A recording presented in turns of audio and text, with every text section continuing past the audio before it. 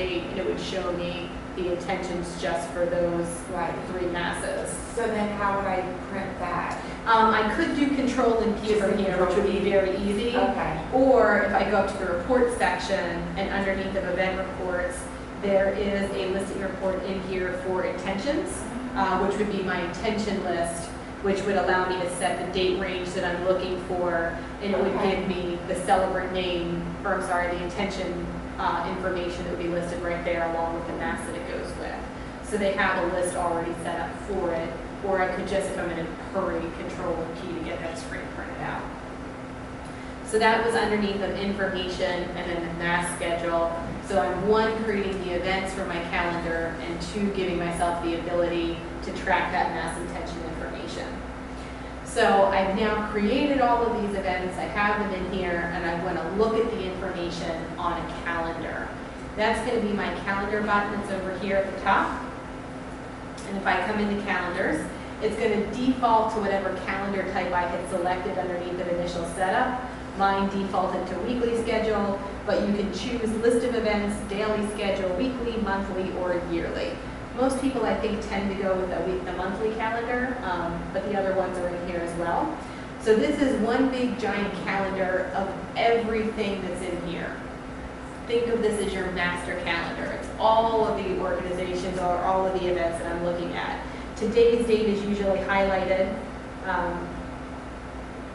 Maybe I'm just seeing something funny. August 15th is a holy day, isn't it? Yes. Assumption? Yeah, that's why it's green. So it's a holy or special day or holiday. It's going to have that kind of highlighting around it on there. There's a little color key down here that also tells you what's going on with stuff. If I click on any date, it's going to bring up the daily event list for me and show me each of the events that is listed. And if I click on it, I can then choose to show detailed information or load the event, which would take me back over to the actual event page for it. So if I'm on this one and I click load event, it'll take me back over to that actual event page, and I can actually modify information from here. So it's a way of being able to see everything and clean it up quickly if I need to. So say I'm looking at this and I don't want to see everything that's on here. I do have the option at the bottom to click quick filter. And if I click on the filter, I can filter by organization, by facility, by event name, by event date, just events that have been marked to reschedule, or I can pick it based off of the event calendar that I chose to print it for, so I could look at that bulletin calendar, my maintenance calendar, whatever one I wanted to. And then down at the bottom, I have that option to include just the subgroup part of the name, just the group part of the name, or the group and the subgroup part of the name, depending on which one it is that I want to see. So I could say I want to see just the events for the maintenance calendar, and my list is going to shrink down to whatever had been posted to go onto that maintenance calendar for me.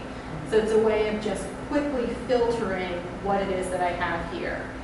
If this is exactly what I want, I can go ahead right from here and choose print monthly calendar and print the information right from here without actually having to run the report. The report is going to give me more options than this, but this is a way of quickly getting that out for what it is that I'm looking for. If I wanted to quickly send this, instead of just to the printer, to a Word document or to a PDF, I want to preview the report first. And I'm just going to set this with slightly larger margins. I want to preview the report first. Once I have any report previewed, when I hit print, I can choose print to file. And I can print it to a PDF file, or I can print it to an RTF file. An RTF file is a Word file, and I'd be able to open that right up in Word, WordPerfect, Notepad, something along those lines. And then I can modify it from there. So say, here's my calendar now in Word, and I think I can make that smaller, yeah, so you can actually see it on there. And then I can click into any of these boxes and modify stuff down from there if I would like to, and then save it as whatever I would want to from Word and do whatever I want to do with it. So whenever I preview a report, I can hit print and print to file and create a file version of the same thing. A lot of people will do that for their bulletin calendar, because they get sent it as a PDF to their bulletin company to get inserted in. So they preview the report, print to file, and they choose a PDF copy to do that with. So it just depends on what you want to do. Some people for their website will also just put a link to a PDF file. Other people use an actual web page calendar that we're going to look at in the report section in order to be able to do that. So it just depends on what it is you're looking for. The monthly calendar shows me one big giant month, and up here at the top it is telling me that a filter is chosen. So if I'm looking at it and thinking, why is that not all of my events, I can see that I do have a filter applied to it. To clear the filter, I would just click on filter again and clear filter. It would take me back out to my entire list. If I'm looking at it as a daily event schedule, I'm going to see the times running down the left, and then any rooms that have something scheduled in it coming across as a column. So I'm able to see that way. It's not going to be every facility I have. It's only the facilities that are in use on that day that I'm going to see here. And I can choose the intervals that I want to look at. Do I want to look every hour, every half hour, every 15 minutes, every 10 minutes? That would be a very busy scheduled day, but you can do that. And you can choose what days that you want to display. The weekly schedule is going to be a list like this, and you're going to see day on top of day on top of day, and you'll see the events on there. And just like with the monthly calendar, I can click on it and load the event detail from there. And I can also filter on here as well to filter out the events that I want to see. The yearly calendar is probably the hardest one to use, but it gives you a big overview. If it's showing up as white, and it's really hard to tell, let me do this, and it might make it easier.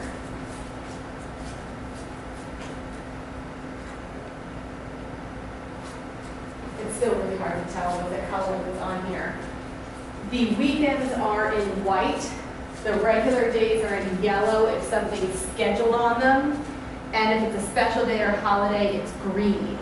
So if you look really, really closely, you can see the shade variations, but I know it's really hard to see with the projector because they kind of, the white and the yellow look very similar on here. But it just lets you see if you have any empty days inside of here.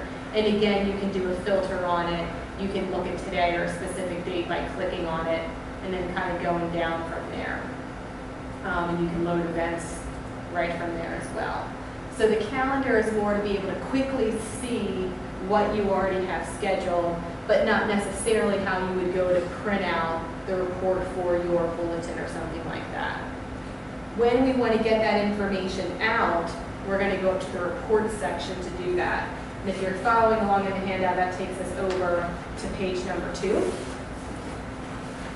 When we come into the report section, our reports are organized into 4 different categories. We have event reports, organization reports, facility reports, and event package reports. Most of the time, you're using the event report section. Organizations would be when we're looking for specific information about organizations or facilities, or event packages. Underneath each of the different types, we have different formats. So we have listing reports, letter reports, label reports, and calendar reports. So a listing report for an organization, I have a list of my organizations with their contact information, a list of events, a list of charges and payments, or a blank scheduling request form. In the letter section, we have an acknowledgement letter and a billing statement. In the label section, we just have mailing and envelope information. It's the same type of stuff with the facility reports, list of facilities, facility contacts, facility charges, facility locations, facility event listing, maintenance report, housekeeping report, and a group listing report. In the facility letters, we have upcoming events which would be sent out to the facility, a label reports for the facilities, and then calendar reports.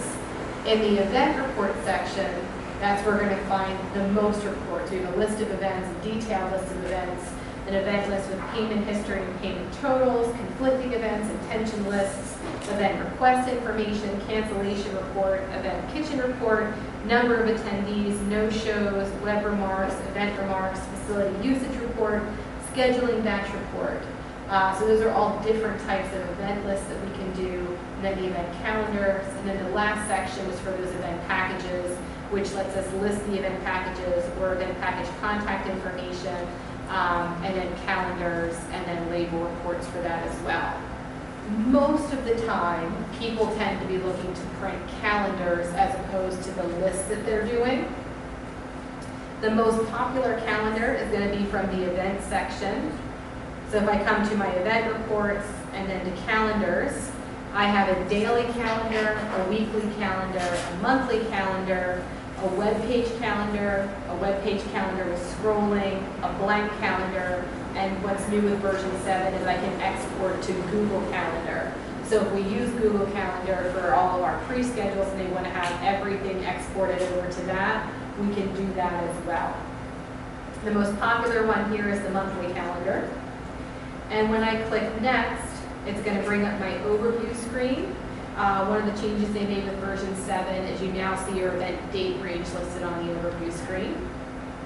When I click next, it's going to show me my printer information. Most calendars we would want to go landscape as opposed to portrait. And I click next. And it's going to ask me for my calendar layout information. I can set a style name just like I could with my other reports in church, school, and formation office. I can have notes print on the bottom so I can say this is going to be calendar for maintenance for, whatever. It's always going to print the day that it was printed so that you can see the last time this calendar was updated. You can choose a minimum height for each week of information that's on there. So what that means is say I only have one event on each day, I can still have that week print at least 1 inch high, as opposed to just as much text is there. The week will always grow with the amount of information that's in it. So it's never going to cut off information, but that also means that your week, calendar 1 month might be 1 page, and the next month it could be 2 pages because it's going to adjust to fit the information that's there. You can choose what day your week should start on. Do you want them to start with Saturday or with Sunday? And if you have no event scheduled for a month, do you still want to print that month out empty? And do you want to print the pictures? So with those special days and holidays, when you have that clip art that's been attached to that special day or holiday, do you want to print that clip art on this calendar? You can also choose to modify the layout of the event information. The default is event start time dash event end time space event name. A lot of people will take the event end time out of there because it just takes up too much room on the calendar. And so they will have the event start time dash the event name just so that there's a little bit less space being used with it. I can hit next. And then I'm going to choose the date range that I want to print it for. So am I looking to do August to August, what my store order should be. And then all of these tabs are how I can restrict what events are going to print on my calendar. If I was on an organization report, I would have just this organization tab. If I was on a facility report, I would have the facility tab. Because I'm on an event report, I get all of the tabs. My event tab is going to allow me to pick based off of the event calendar that I've scheduled items to. I can also choose to include events that are marked as active, inactive, or marked to have been rescheduled.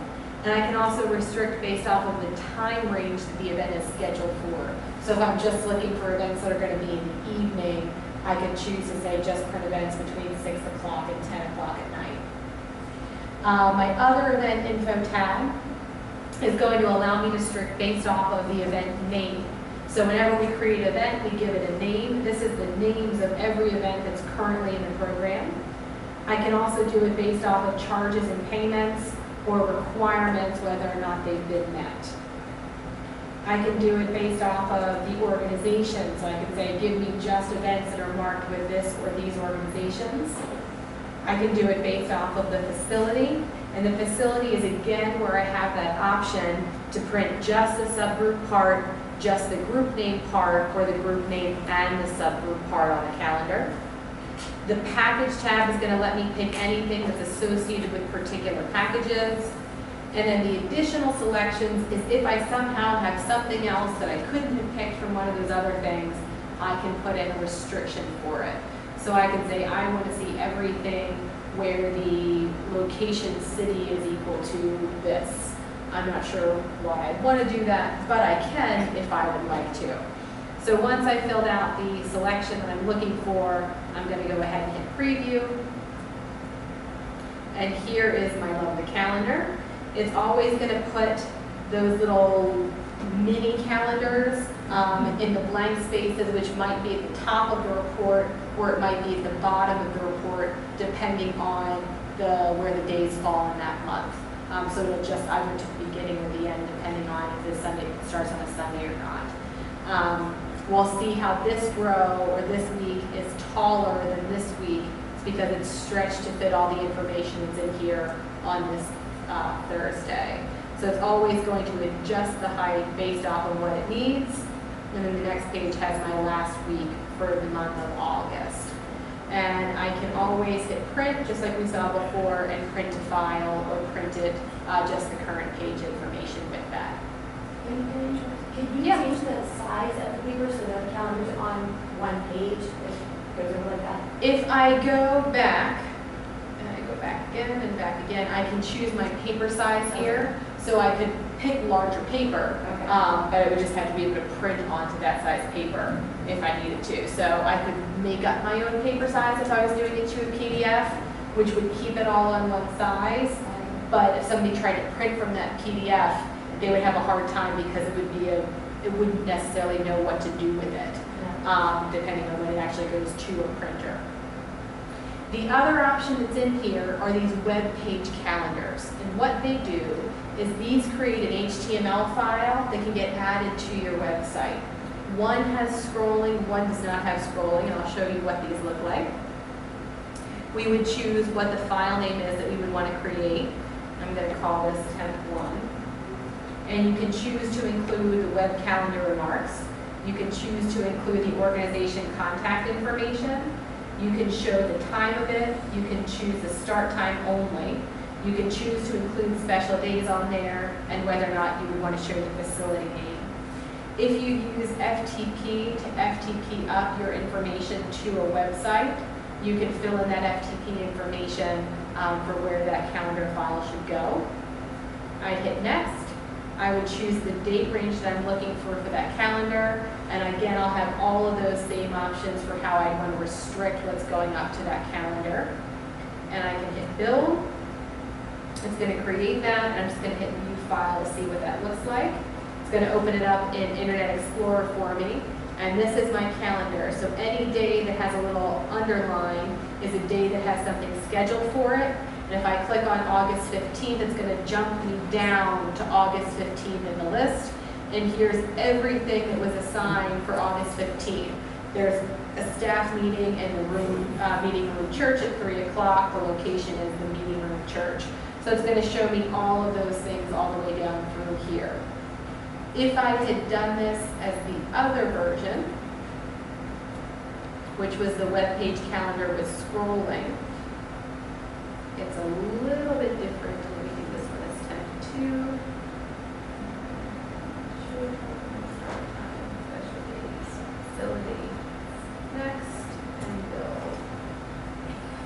And this is the same version, but with the scrolling. And what that is that it's hard because my screen is squished because of the projector. But normally this would be side by side with it. It'll keep the calendar open the whole time, and you're able to scroll down through while the calendar stays open on the left. So it just lets you kind of keep them side by side as opposed to the calendar's up at the top and then all the events are underneath of it. So it's just two different ways of doing it. Or you can always print it to a PDF file and have your PDF file up on your website. So it just depends on the way that you would want your parishioners to be able to see that information. You have a couple of different options for being able to show that to them. There's also a blank calendar underneath of here. Sometimes if you're just doing planning events, you want to have just a calendar template to kind of work off of. This will not print any events on it, just prints the empty information for you to be able to use.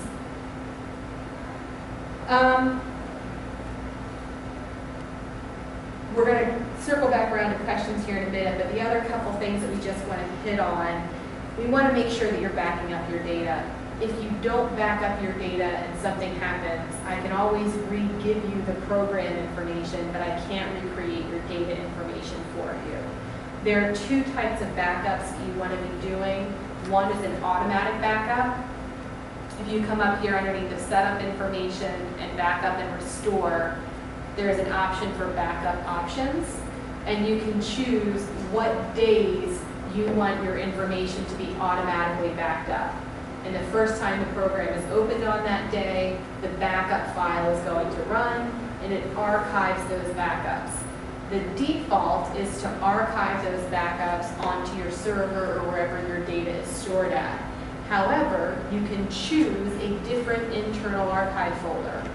What a lot of churches have started to do is if they use a Dropbox account or a Cubby account, or if they have like Carbonite or something like that, an online backup that's running, they will move their internal archive folder to that location. So those archive backups are now being automatically backed by their regular backup site, so they don't have to worry about any other kind of backup running. It's automatically being done for them. As long as that automatic backup's running, that backup file that's created is now being backed up by their online backup server. I know that was a whole lot of the word backups in the same place. But we want to make sure that we're archiving backups so we can go back through time, and we also want to make sure that we're putting those backups somewhere other than our server. So the archive ones are fine to keep on there as long as we're keeping current backups somewhere else as well. If your server goes down and that's the only place where your backups are, it doesn't do us any good to have backed up every day. So either put them onto a flash drive or have some other type of backup system that's running that's going to include your facility scheduler data, or if it's church or school or formation data, we want to make sure that they're going someplace else. And this internal archive folder is an easy way to guarantee that that information is being backed up someplace else. Yeah. Oh, that was outside. I thought somebody was asking me a question. We can also do keyword cleanup inside of here. Underneath the keywords, we have address types, city, state names, phone descriptions, request types, and requirement types. As time goes by, those things tend to get a little wonky. You get kind of spelling mistakes in there, other things. You can always come back through and adjust spellings, combine duplications, or clear things out that you may no longer be using for being able to come back and kind of do mass cleanup work on your data. The last thing that I want to mention is found underneath of administration, and it's your users and passwords. Facility Scheduler, we find more than any other program, has people coming in and playing with it and messing with it because they think, I can do this, it's just a calendar. And then all of a sudden events are deleted or times are changed and things are messed up. We would highly recommend turning security on inside of the program. You would click Add User, type in the usernames that you want for giving access to people, and you can then set what their permissions are: view only, no access, or all access to each of these different sections. Once you have your usernames in and your security settings done, we would click Set Security Method, and you can choose that they're asked for a name and a password, or their username is detected by Windows Authentication. That means that I would have used the same username and password in PDS as they sign into their machine with. And when they sign into their machine, it automatically gives them access to the Facility Scheduler with that same username and password. You don't have to type it in again. We wouldn't recommend using that option if other people use that workstation while that person isn't there, because then you would keep your station logged in for the kids who come in to answer phones at night. They would be able to just open up the program and do whatever you would have access to doing. So it's a good thing to turn that on, but just think about how you would want to do that in terms of usernames and passwords, so that people aren't going in and messing up all the work that you've put into doing it. That's the Facility Scheduler in a nutshell. Are there specific things that you're looking for to be able to do, reports that you want to be able to get out, or other information that we didn't cover? Yeah. When you said you can link church office and scheduler, how would you do that? Okay. Up here underneath the and then initial setup. And you would fill in your path to where the data is stored at for your PDS church program. So mine's on my C drive, and I said it's C:\PDS church /data. If you're not sure what yours is, if you open up Church Office and you click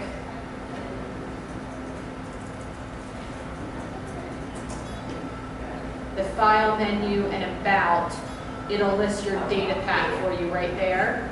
So File and About, or if you have an older version, it might be under Help and About. And once you set that data path, in Facility Scheduler, now I can come to an organization and I can say import contact, and here are all of the contacts that are in Church Office. So it's that setup and initial setup is where you can set that path at. You're welcome. Note on the importing contacts, once it's been imported, it's not linked. So if you change the contacts information in church, it's not changing the contact information in Facility Scheduler because it's a one-time import. It's not a link between the two of them. The other thing we had somebody who kept doing this. They hit import contact, they chose the contact, and then they hit import contact again, and then they canceled, and they couldn't, or they kept importing them. They didn't see there's tabs down here. So when you choose more than one contact, the other contacts are still here. They're just underneath of the different tabs at the bottom. Somebody just didn't notice the contact tabs before, so we'd like to point that out now. Are there other questions? Okay, well, if you think of anything, let me know. But we actually now have an hour until our next class, because that one went quicker than we thought it would. So feel free to stretch your legs or do whatever you would want if you're staying for formation reports. If you wanted to run out, I do know that if you come out and hang a right, and you go up, there is a shopping center on the left with like a Panera and a Giant, and there's an Arby's and a McDonald's and a Wendy's. You come out and go to the left, there's a gas station with a convenience store right there if you are bored. Or I imagine there's lovely things to look at inside of the Cardinal Center. I just don't know what they would be, but there's like display cases down there, I guess, that you can go and find yourselves entertained with. Thank you so much. You're welcome. Thank you very much.